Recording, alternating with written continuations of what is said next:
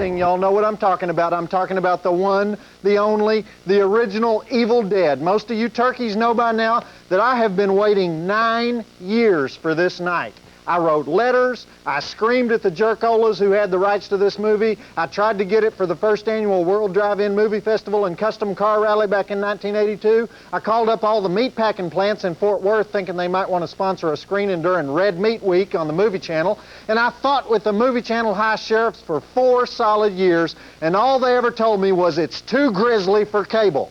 Nobody has any respect for the arts in this country anymore. So you're thinking, well, hey, what's the big deal? Just another zombie splatter movie, right?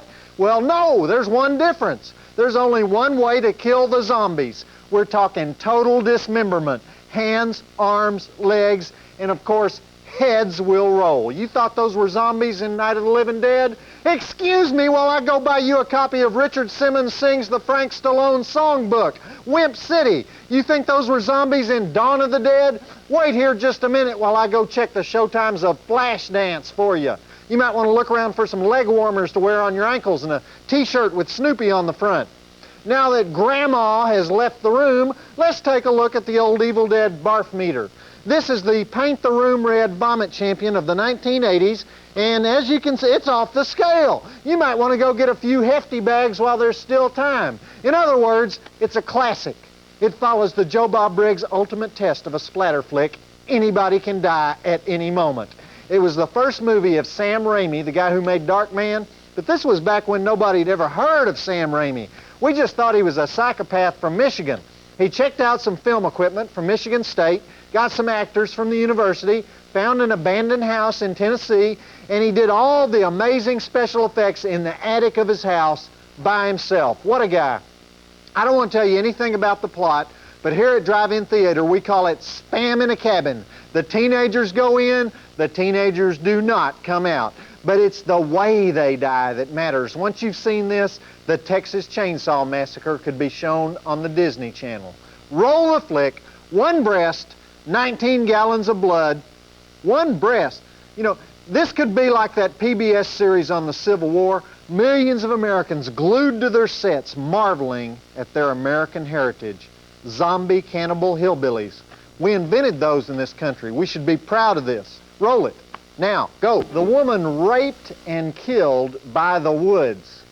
You know, in Friday the 13th, women are killed in the woods, but not by the woods. And then there's that #2 pencil scene. That always gets to me. And then there's that great scene where Ash has to decide whether to chainsaw his own girlfriend or lock her in the basement and hope she'll get better. You know, when they showed that movie in theaters, people were always screaming at the screen, "Don't do it, Ash! No, Ash, no!" And that actor, of course, is Bruce Campbell, who was a guest here on Drive-In Theater a couple of years ago. He also starred in Evil Dead 2 and will be in Evil Dead 3 coming up next year. He was also in Maniac Cop. You might have seen him. One of my favorite guys, and he's about to direct a movie that he wrote also called The Man with the Screaming Brain. All right, if you enjoyed Evil Dead, let me know about it. Maybe we can get Evil Dead 2 on the show. Next week, though, we're going straight back into the toilet with the Great Skycopter, I can't even say this movie, The Great Skycopter Rescue. It's this weird 1980 movie about these people that fight an evil biker gang with ultralight airplanes and these little whirly-bird toy helicopters. Very strange movie. Forget it. And now we've got a little time for Joe Bob's Advice to the Hopeless, the drive-in mailbag. And our first letter comes from Elizabeth Lowe of Hurst, Texas. And she wrote in about some comments I made about that fine movie, Henry, Portrait of a Serial Killer.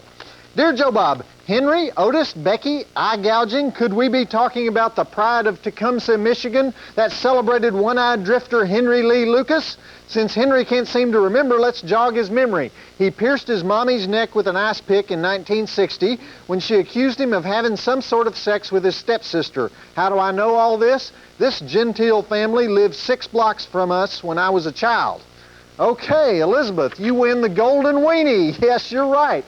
Henry, Portrait of a Serial Killer is based on the life of Henry Lee Lucas. Except in the meantime, Henry Lee Lucas has been exposed as a fake who confessed to hundreds of murders just to get publicity, while the movie is being praised for being realistic. Do you follow this? I find this very, very funny. And then here's a letter from Marty Lux Turaska, I can't say it really, it's someplace in Japan, Suragashima, Japan. He teaches English over there, and he says, "Hi, Joe Bob, greetings from the Far East. My students love the reviews you give of Chuck Norris films, and they want you to know that Japan isn't just Godzilla anymore. While last night that drive-in classic Dawn of the Dead was on primetime TV, it was uncut, but listening to it in Japanese, you hear new instead of brains. Joe Bob, it seems all the movies are dubbed over into Japanese, which makes me believe the USA still leads in drive-in movie technology." Well, you know, there's been a lot said about how the Japanese are taking over the American entertainment industry, but I'll tell you something more frightening. They were selling this year at the State Fair of Texas those little Japahino bonsai trees. You know those things? First, the little rice rocket cars destroyed the drive-in culture. Now, every German Shepherd in Texas is terrified about what's next. If you've got something to ask me about, want to request some movies, want to get free junk in the mail, or a copy of my world-famous We Are the Weird newsletter, write the Movie Channel mailbox, P.O. Box 1264, Radio City Station, New York, 10101, and I'll get back to you. Or you can call my comedy line and leave your name and address, 1-900-4-JOE-BOB. That'll cost you $1.50 the first minute, 75 cents each additional minute, 1-900-4-JOE-BOB. And that's it. I'm exhilarated from the world cable premiere of the uncut Evil Dead. What's left to say about it? I mean, it's kind of the way you feel the day after the Super Bowl. I mean, why go on living? So, I know. Did y'all hear about the Anorexic Nymphomaniac? Y'all have to pay attention. See, the reason y'all never get these jokes is that they're beyond your limited intellectual capacity. So, did you hear about the nymphomaniac with anorexia? She swallowed an olive and 5 guys panicked and left town. Joe Bob Briggs reminding you that the drive-in will never die. You know,